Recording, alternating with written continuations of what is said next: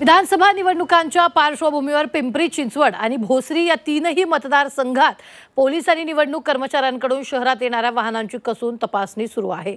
शहरात गेल्या काही दिवसात पोलिसांनी नाकाबंदी दरम्यान लाखो रुपयांची रोकड जप्त केली आहे। मतदानाला अवघे काही तास शिल्लक असताना पोलीस आणि निवडणूक कर्मचारी वाहनाची कसून तपासणी करतायत। तर याचाच आढावा घेतला आमचे प्रतिनिधी कैलास पुरी यांनी।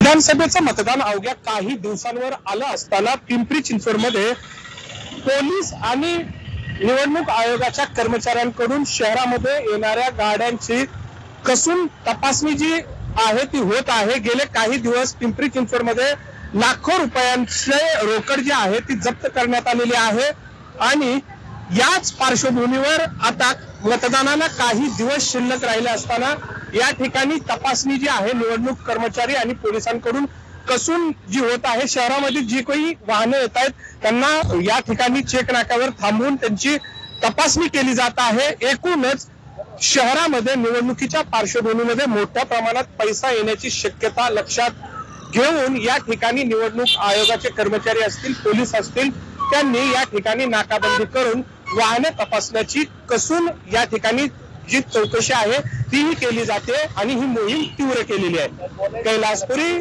Zee media, Pimpri Chinchwad.